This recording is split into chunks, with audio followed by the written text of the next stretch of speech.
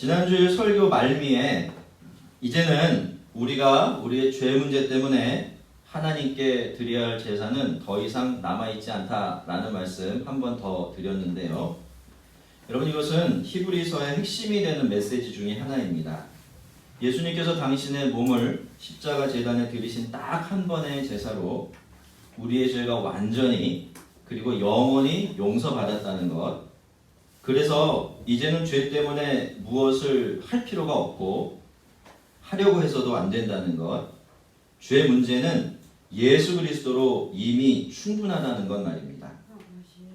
우리가 믿음으로 말미암아 의롭다 하심을 얻는다라고 말하는데요. 그때 그 믿음이라는 것이 바로 이 사실을 온전하게 나의 일로 받아들인다라는 의미입니다. 그래서 예수를 믿게 되면 그때부터는 더 이상 제사를 드리는 것처럼 살고 신앙생활을 할 필요가 없습니다. 그리고 다시 말씀드리지만 그렇게 하려고 해서도 안 됩니다. 그러니까 내가 무슨 일을 하거나 하지 않음으로써 하나님께 받아들여질 자격을 얻거나 죄 용서를 받으려고 자기 자신을 괴롭게 하거나 아니면 복을 받으려고 무슨 일을 하고 하지 않고 할 필요가 없어지는 것이죠.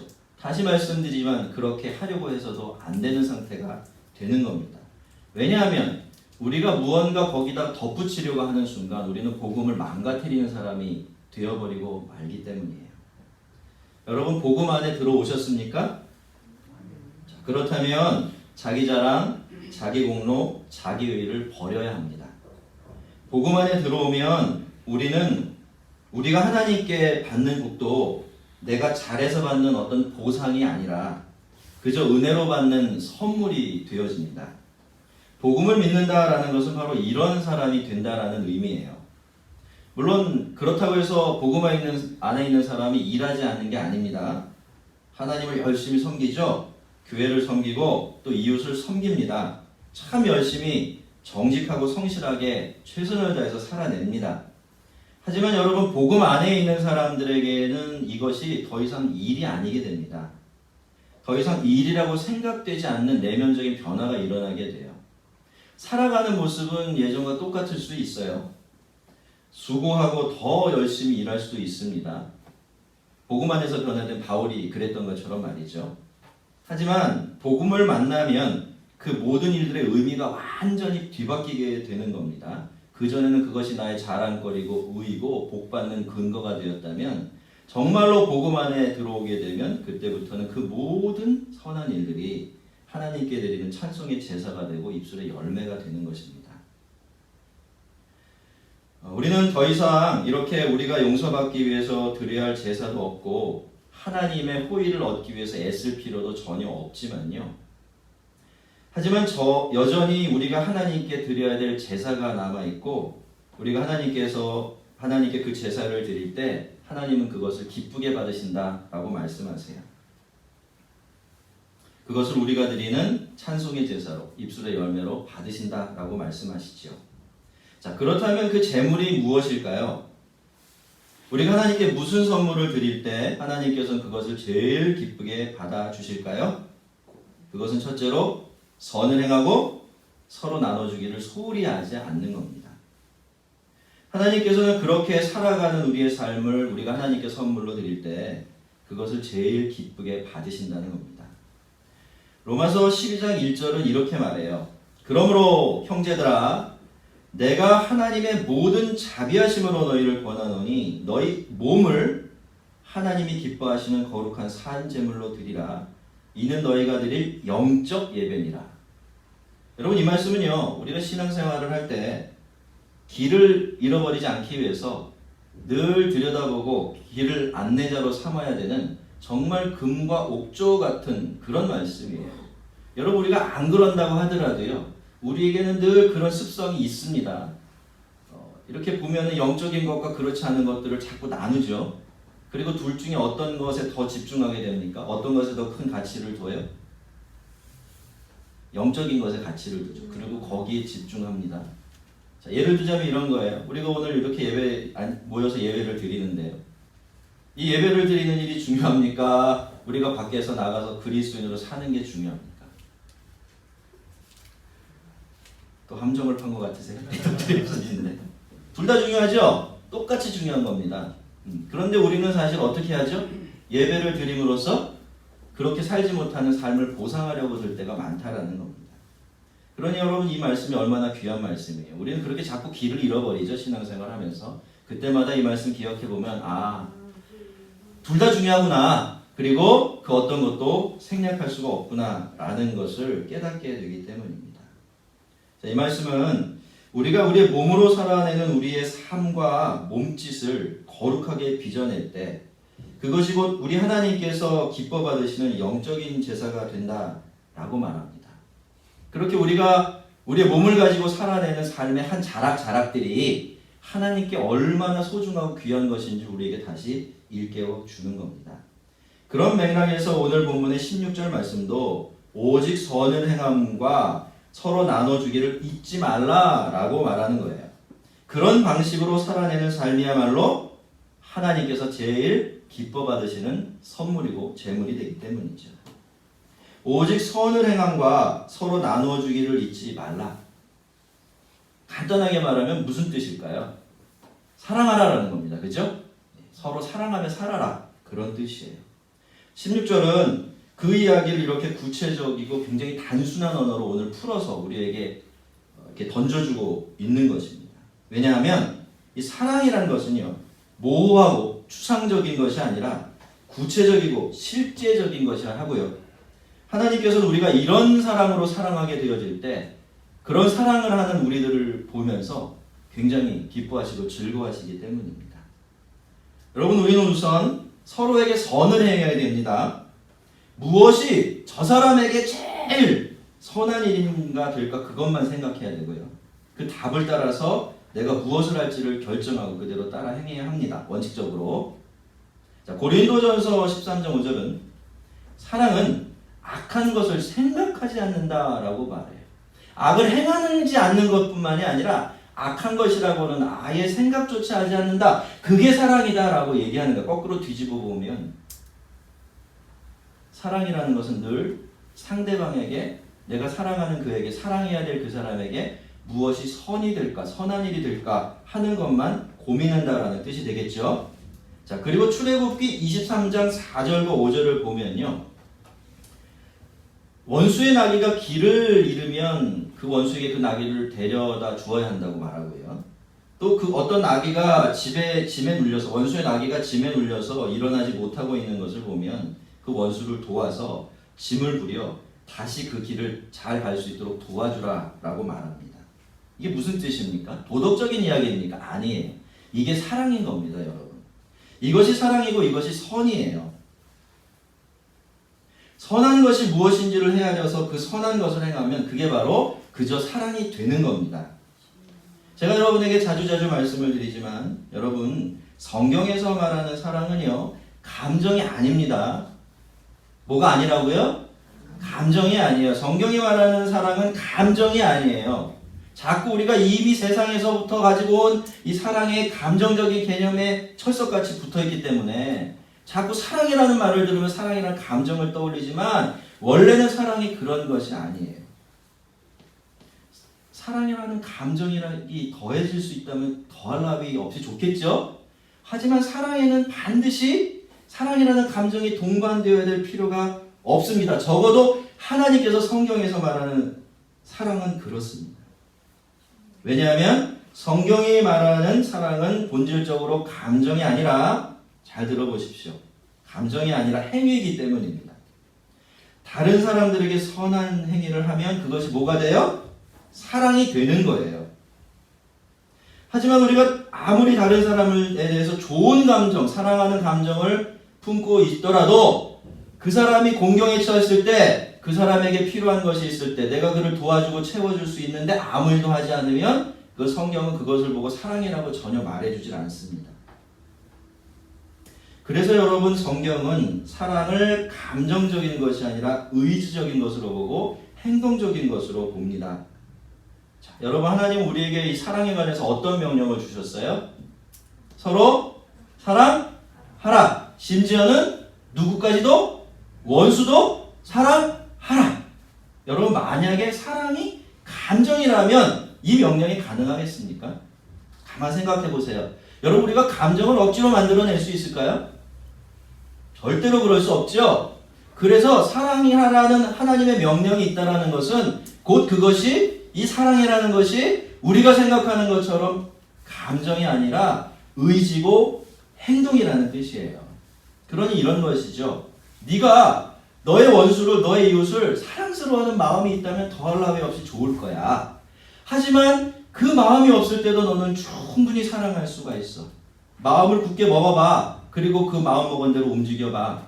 너의 이웃이, 너의 원수가 필요한 것이 있을 때 생각하지 말고 따지지 말고 그저 그것 한번 줘봐. 도와줘봐. 그러면 그거 내가 사랑이라고 말해줄 거야. 너는 사랑한 사람이 될 거야.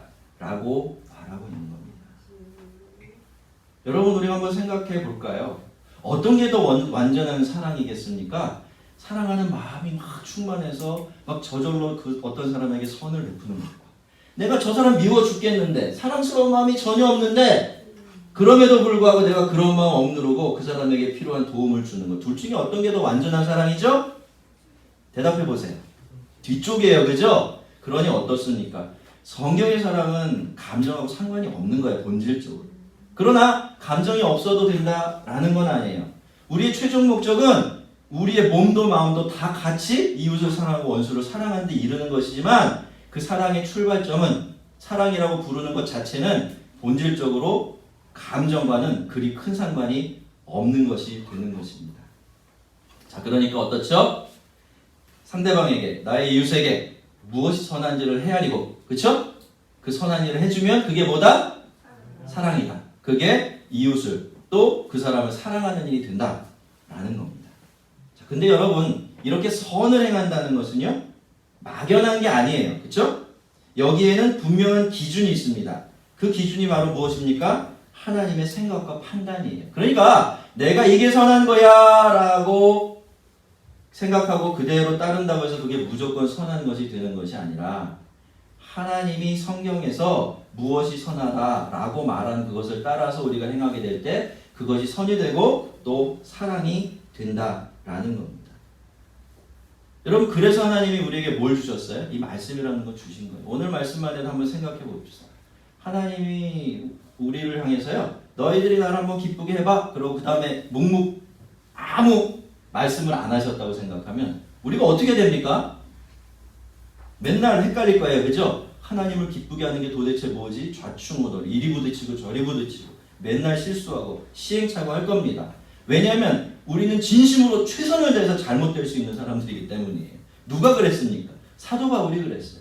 사도 바울이 다메섹 도상에서 예수님을 만나기 전에 어떤 상태였어요? 그 누구보다도 하나님을 사랑했어요. 진심으로. 그런데 그 사랑을 가지고 어떻게 했습니까? 누구보다도 더 극렬하게 하나님을 핍박하는 사람이 되었었어요. 그러니까 여러분, 인간은 자기를 믿을 수가 없어요. 그죠? 그래서 오늘 하나님은 우리에게 두 가지 말씀 같이 주신 겁니다. 너 나를 기쁘게 해봐. 그런데 내가 기쁘게 하는 게 뭐다? 첫 번째로 선을 행하는 거다. 있는 거 서로 나누며 사는 거다. 그렇게 말씀하신 거죠. 그러면 그거 너희가 나에게 주는 최고의 선물로, 최상의 예배로 받겠다. 이렇게 말씀을 하신 것입니다. 서로 나눠주기를 잊지 말라라는 말씀도 같은 맥락에서 주신 말씀이에요. 여러분, 사랑한다라는 것은 곧 선을 행하는 것입니다. 그런데 이 선을 행한다라는 것을 가장 구체적인 모양으로 표현한다면 다른 사람에게 필요한 것을 주는 거예요. 자, 오늘도 우리는 다는 아니지만 이렇게 누군가의 도움을 받아서 여기까지 왔어요. 그죠? 저도 아침에 저희 집사람이 밥을 차려주는 바람에 별로 불편함이 없이 여기서 여러분을 이렇게 만나고 있는 거예요.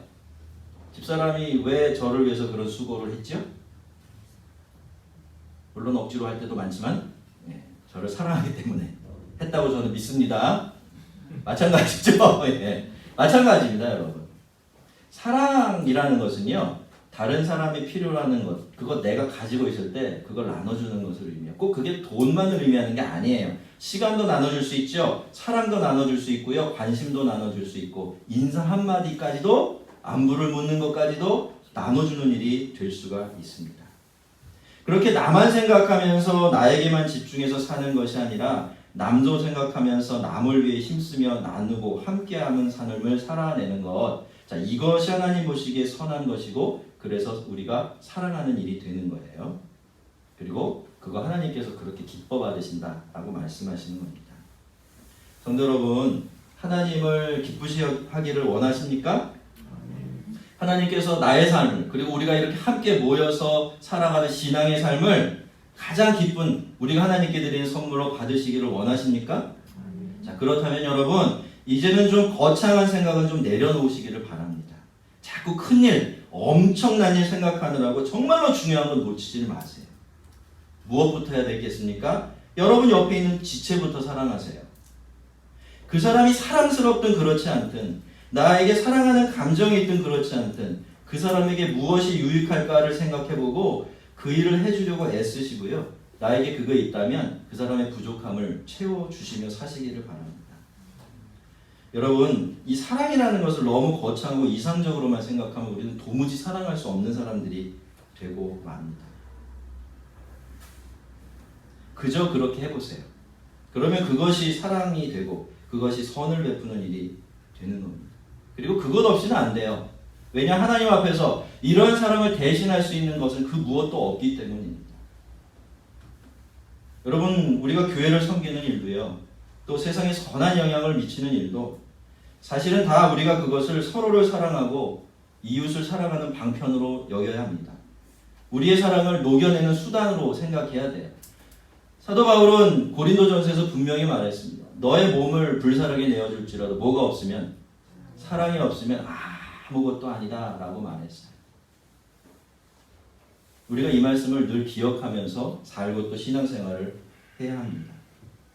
여러분 오직 선을 행하시기 바랍니다. 그리고 여러분의 가진 것을 나누십시오. 그렇게 하나님께서 기뻐 받으시는 제물을 드리며 예배하는 왕같은 제사장 꼭 되시기를 바랍니다. 너희를 인도하는 자들에게 순종하고 복종하라. 그 다음 이야기로 좀 넘어가겠습니다. 갑자기 이야기의 주제가 바뀌는 것 같지만요. 여기 나오는 인도자들, 그러니까 목회자들 또한 한 교회에 속한 지체들이고 본다면 이야기의 맥락은 전혀 바뀌지 않았다는 것을 알 수가 있습니다. 이게 뭡니까? 너희를 인도하는 자들에게 순종하고 복종하라. 이것을 사랑이라는 뜻에서 다시 해석을 해보면요. 이것은 다름 아닌 성도들이 목회자들을 사랑하는 방식에 대한 말씀이 되는 겁니다. 여러분 7절에서도 이미 그렇게 말했지만요. 목회자들은 기본적으로 성도들을 인도하는 역할을 맡은 사람들입니다. 성도들을 푸른 초장과 잔잔한 물가이신 하나님께로 이끌어가는 역할을 하는 사람들이죠. 그래서 목회자들은 작은 양떼를 치는 목동과 같은 사람들이다. 그렇게 비유해 볼 수가 있습니다. 성도들은 그 목동들에게 잠시 맡겨진 주님의 양떼들이고 말이죠. 자, 우리가 성도와 목회자의 관계를 이렇게 상정해 놓고 본다면요. 양떼들이 목동에게 순종하고 복종하는 것은 당연한 일이 되겠죠. 그렇지 않으면 양떼들은 안전할 수가 없어요. 또 필요한 꼴을 제때제때 공급받을 수가 없습니다. 어디로 가야 될지도 모르고 우왕좌왕할 수밖에 없는 겁니다. 근데 여러분 이런 당연한 이야기가 우리에게 불편하게 들릴 수 있는 것은 아마도 이 순종과 복종이라는 말 때문일 것 같습니다. 여러분 어떠세요? 너희를 인도하는 자들에게 순종하고 복종하라 라는 말이 여러분에게 편안하게 들리십니까? 은혜롭게 막 들리세요? 아닐 거야. 순종? 복종? 나 못해. 이런 생각이 불끈불끈 올라오기도 하겠죠. 근데 여러분 그게요. 우리가 이 말에 대한 그 기존의 개념을 잘못 갖고 있기 때문에 이미 우리가 잘못된 오해를 이 말에 대해서 하고 있기 때문이에요. 17절을 보시면요. 순종이라는 말이 나오고 그 다음에 복종이라는 말이 나오죠. 순종보다는 복종이 좀 더 강한 이야기예요. 그죠? 순종은 순전하게 하는 순종이라면 복종은 억지로라도 해야 되는 순종이기 때문입니다. 자, 그런데 여러분 사실 이 말, 그러니까 이 순종이라는 말을요. 우리말로는 적절하게 옮겨낼 수 있는 말이 없어요. 왜냐하면 이 순종이라는 말은요. 그냥 시키는 대로 해라! 이런 이야기가 아니에요. 사실. 무슨 이야기인 줄 아십니까? 이런 이야기가 뒤에 깔려있는 말이에요. 원래 그 단어가 그런 뜻입니다. 충분히 어떤 사람에게 설득당해서 그 사람의 말을 따라가는 것을 의미해요. 그러니까 어떻습니까? 목자도 양을 알고, 그죠? 양도 목자를 알아서 그 양이 목자를 따라가는 것 같은 것. 그것을 일컬어서 성경이 순종이라고 말하는 거예요. 그래서 순종 다음에 복종이 오는 거죠. 그죠? 왜? 순종이 되지 않으면 복종할 수가 없어요. 그래서 순종 다음에 복종이 기록이 되어 있는 것입니다. 제가 계속 말씀을 이어나가기 전에 우선 저와 여러분 사이의 관계에 있어서 좀 전제로 두어야 될 것이 한 가지 있다 생각이 돼서 그것부터 말씀을 드리고 그 다음 이야기로 좀 넘어가 보도록 하겠습니다. 그게 뭔가 하니 여러분이 목회자가 인도자로서 가지고 있는 역할과 권위를 받아들이고 인정해야 된다는 겁니다. 양이 목동을 자신이 따라가야 될 사람으로 인정하고 받아들이는 것처럼 말이죠. 그것은 다음과 같은 이유 때문이에요. 우선 목회자의 권위는요, 목회자 자신의 권위가 아닙니다. 하나님으로부터, 예수님으로부터, 그리고 가깝게는 노회로부터, 그리고 더 가깝게는 그 목회자가 속한 교회로부터 위임받은 권위예요.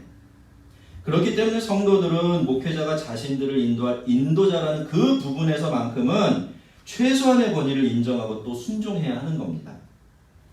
이것이 목회자들과 성도들의 관계의 출발점이 되어야 돼요. 그렇지 않으면 아예 인도하고 인도받는 일 자체가 완전히 불가능해지기 때문입니다. 목회자와 성도들 사이의 관계라는 것이 아예 무가치하고 무의미해져 버리고 마는 것이죠. 여러분, 그래서 제가 종종 여러분이 설교를 들으실 때 여러분이 듣고 싶은 메시지를 들으려고 하면 안 된다는 말씀을 드린 거예요. 자아가 가장 크고 강력한 운석이 되어 있는 오늘 이 시대를 살아가고 있는 우리들에게는 그것이 사실 그렇게 쉽지 않은 일이면 알면서도 그런 말씀을 드리는 겁니다. 여러분, 그 설교가 하나님의 뜻에서 어긋나지 않고 또 여러분 성도들의 영적인 유익을 위해서 이루어지고 있다라는 가정 하에서 그 전제 위에서 말씀을 드린다면 설교는 하나님께서 목회자를 통해 들려주시는 그 말씀에 여러분 스스로를 설득 당하게 하기 위해서 들으셔야 돼요. 어떻게 들어야 한다고요? 그렇죠. 들려오는 메시지, 그 말씀을 통해 들려주신 하나님의 말씀에 나 자신을 설득 당하게 하려고 들어야 한다는 겁니다. 나의 논리, 그리고 나도 모르게 내 속에 들어와 있는 이 세상의 사고방식을 하나님의 논리와 말씀 앞에 무릎 꿇게 하려는 목적을 가지고 여러분이 설교를 들어야 한다라는 겁니다. 그러니 어떻습니까? 목회자를 바라볼 때 그런 말씀을 전하는 사람의 무게를 가지고 여러분이 목회자를 대하셔야 돼요. 목회자가 아무리 편하다고 하더라도, 그죠? 그 편안함 때문에 여러분이 넘어야 할 선을 넘어가 버리면 교육이 이루어지지 않아요. 여러분, 요즘에 학교를 바라보면서 사람들이 한숨을 쉬고 혀를 차는 이유가 있죠. 사도가 땅에 떨어졌다라고 얘기해요. 왜 사도가 땅에 떨어진 게 문제가 되죠? 괜찮잖아요? 이유가 있어요. 사도가 땅에 떨어지면 교육이 이루어지지 않아요. 인간은 심리적으로 그래요. 권위를 인정하지 않는 사람들에게는 아무것도 못 배웁니다. 그러니까 이 권위라는 것, 이 권위라는 말도 여러분 사실 우리가 세상에서 잘못된 일그러진 개념을 미리 머리 갖고 있기 때문에 안 좋은 것이지만 이 권위라는 것은 사람과 사람이 관계를 맺어가는 아주 기본적인 장치 같은 거예요. 이 권위가 없다고 생각해 보세요. 이게 질서가 없어지는 것이거든요. 누가 너나 나나 다 똑같아. 그럼 누가 누구를 따라갑니까? 누가 누구한테 배워요? 세상은 무너지고 마는 겁니다. 교회에 있는 이 최소한의 권위가 그리고 목회자들이 가진 권위가 인정이 돼야 되는 이유가 바로 거기에 있는 것입니다. 그래야 비록 이 말씀이 인간의 언어로 들려지는 사람의 말이라고 하더라도 나를 하나님께로 인도하는 하나님의 말씀이 될 수가 있는 거예요. 자, 그들은 너희 영혼을 위하여 경성하기를 자신들이 청산할 자 같이 하느니라. 여러분, 이것이 바로 성도들이 목회자들에게 순종하고 때로는 복종해야 되는 인격적인 일입니다. 다시 말씀드리지만 목회자들은 목동이에요. 근데 이 목동은 양들을 잘 돌봐야 되는 책임을 맡은 사람들입니다. 그렇게 성도들의 영혼을 잘 돌보고 인도해서 주님의 손에 넘겨드려야 되는 막중한 책임을 맡은 사람들이 목회자들이라는 것입니다. 그런데 성도 여러분, 그거 아십니까? 사람이 양떼를 돌보는 일은 충분히 할 수 있죠? 그런데 사람이 다른 사람의 영혼을 돌보고 인도하는 일은 애초에 가능한 일이 아닙니다. 왜냐하면 이 세상에 그 어떤 탁월한 사람도 다른 사람의 영혼을 책임지고 마음대로 움직일 수 있는 능력이 없기 때문에 그래요. 제가 목회를 하면서 가장 절실하게 깨달은 것이 바로 그것입니다. 목회라는 것이 결국 이렇게 성도들의 영혼을 돌보는 일이기 때문에 목회는 절대로 사람이 할 수 없는 일이라는 것을 알게 되었습니다. 그러니까 애초에 사람이 할 수 없는 일이 사람에게 맡겨지는 것이 그게 목회예요. 그러니 어떻습니까, 여러분? 목회자들에게는 고민이 있을 수밖에 없습니다. 정상적인 목회자들은요, 성도들의 영혼을 위해서 경성하기를 마치 자기들이 하나님께 뭔가를 갚아야 될 것이 있는 문제처럼 그렇게 전전긍긍하고 살아갑니다.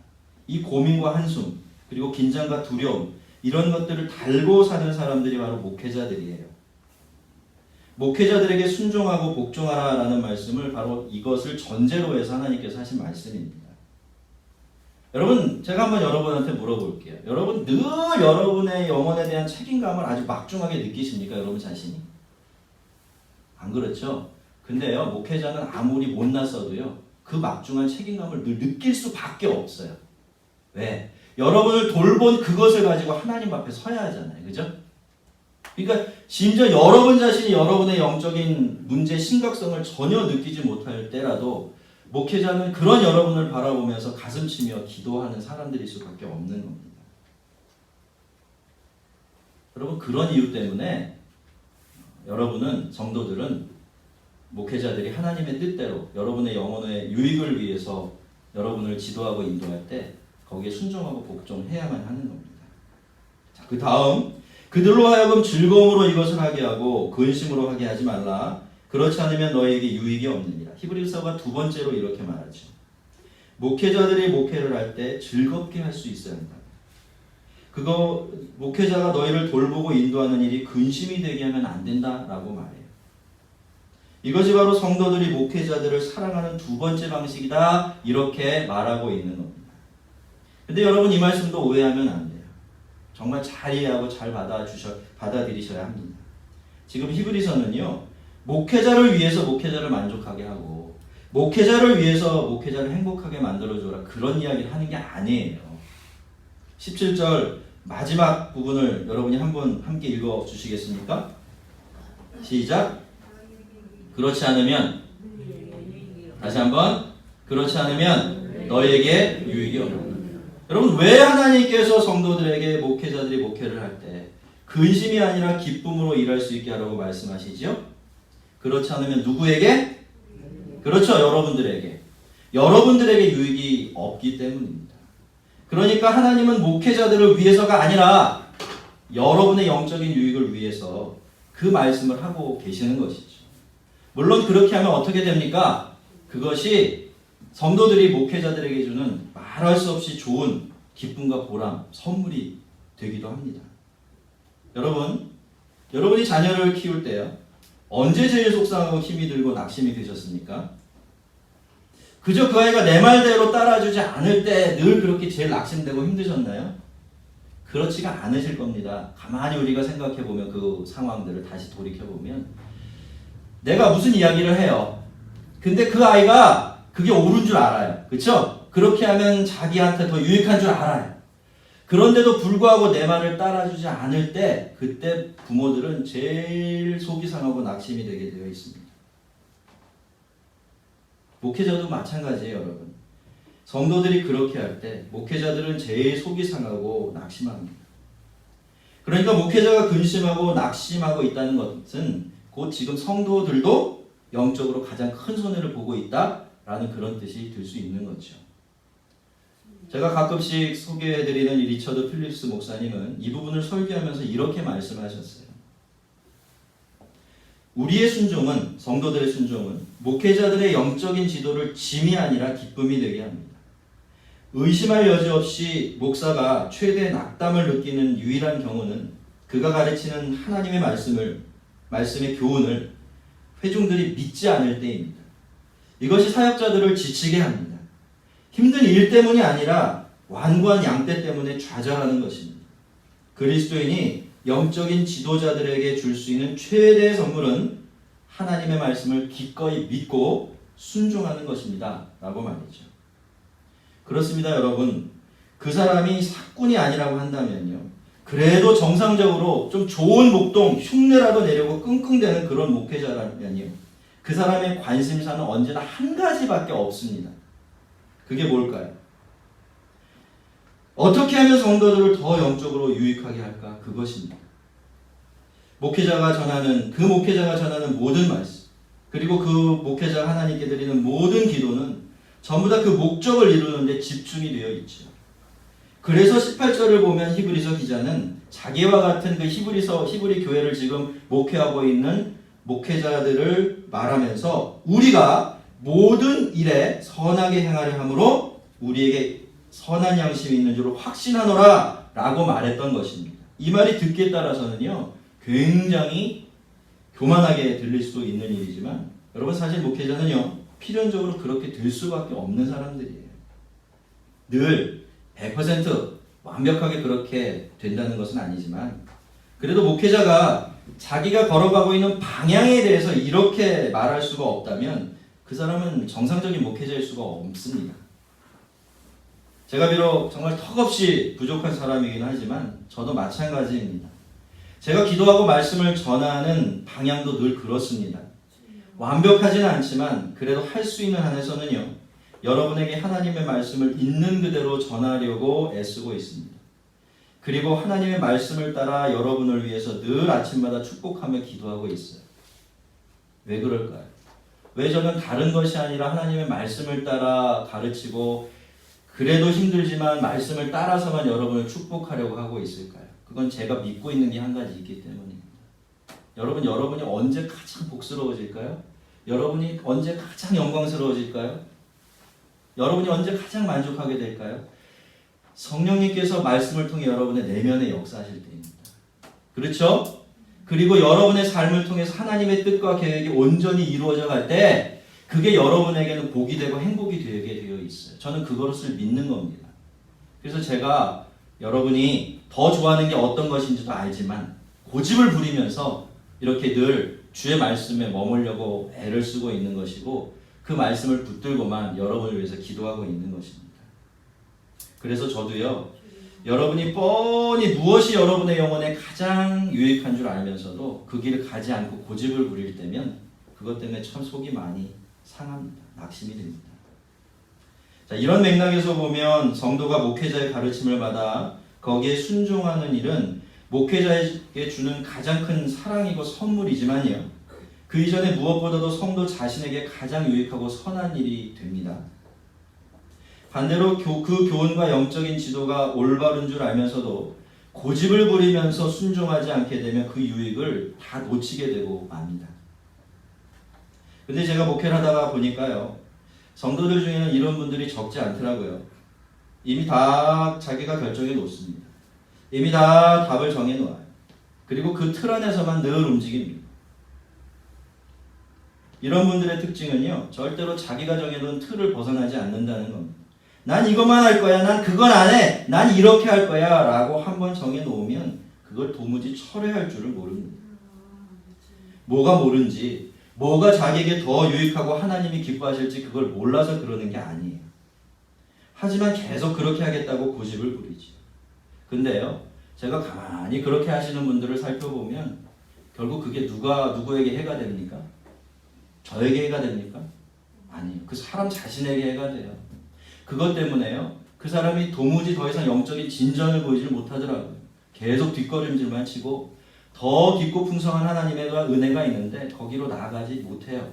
여러분, 딱 한 걸음만 더 나가면 되는데, 딱 저 선만 넘어갈 수만 있으면 정말 좋을 텐데 그게 보이는데 그걸 안 하려고 고집을 부리고 있을 때 목회자가 그것을 지켜보는 고통은 정말 크고 깊습니다.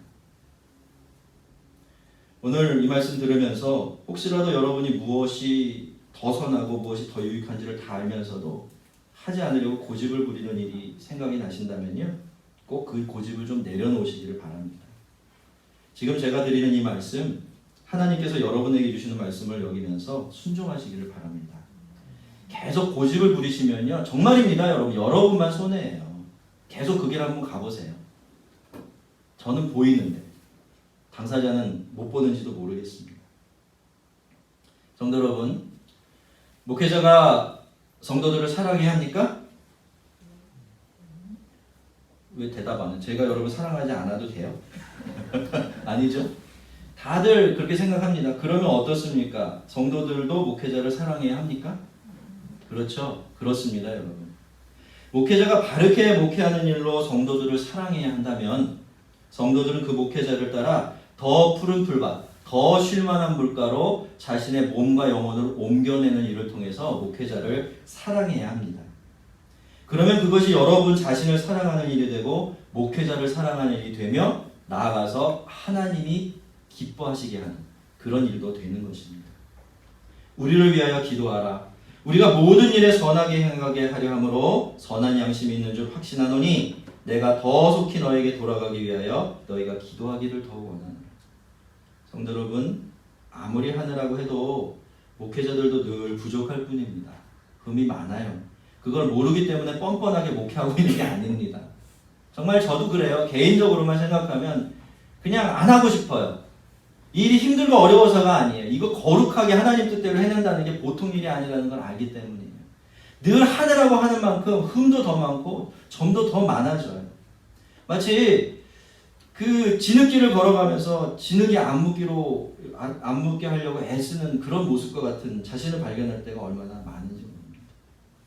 그러니 여러분 목회자들을 위해서 기도해 주십시오. 목회자들을 위해서 하나님의 은혜를 좀 구해 주십시오.